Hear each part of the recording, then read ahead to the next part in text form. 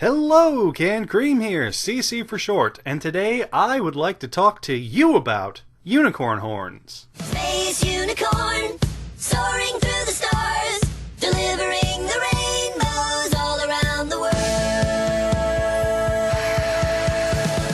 Or, to be exact, what happens when they break? This is a question that was proposed in the comments section of one of my earlier videos, and it made me stop and go, huh. Since then, it's been a topic that I've been thinking about quite a lot, and I really want to explore. I suppose the best place to start would be asking what horns themselves are made of. And since unicorns don't actually exist, or so the government would want you to believe, we're going to have to use other horned animals as a stand-in. Horns are basically bones covered with a layer of keratin, which is the same thing your nails and hair are made up of. The outside is mostly dead, while the inside layer does contain a number of blood cells and nerves. An example that might prove that this is true, even for candy-colored cartoon horses, comes from near the end of The Crystal Empire Part 2, near the 1830 mark. Celestia and Luna touch their horns together, and we hear a faint but distinct sound of a tap and then a scrape. Not unlike if you were to tap your fingernails together and then scrape one set across the other. This does seem to suggest that unicorn horns in MLP are made of the same materials as animals in our world. What this likely means is that unicorns do not have any direct feeling in their horns themselves, at least not on the outside. However, if a unicorn were to take enough damage to either cut into the inner layer of the horn, or worse, break it off entirely, there would be pain.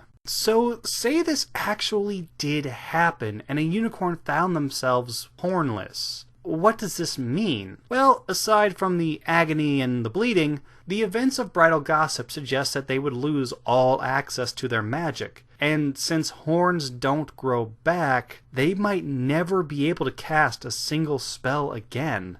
Oh man, that's some sad fanfiction right there. But there still might be something of a happy ending to be had here. While the unicorn themselves would never be able to regain their power on their own, it is possible that another pony with tremendous amount of magical abilities, say, oh, I don't know, Rainbow Dash? Wait, no, that doesn't sound right. Scootaloo! Stop screwing with my teleprompter! Celestia. I was going to say Celestia. You know, that alicorn that gave Twilight wings and apparently gave Cadence her horn? If anyone could fix something like this, it would probably be her.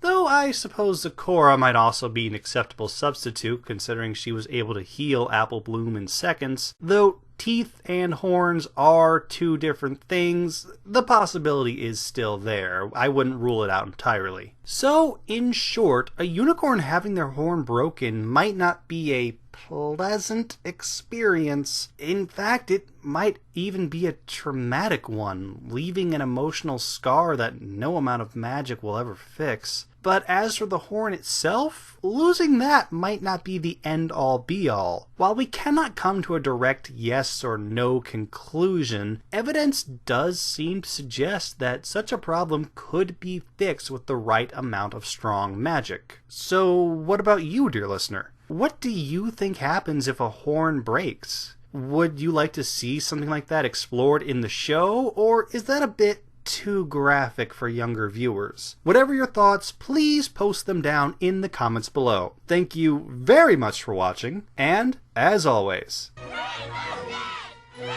Scootaloo!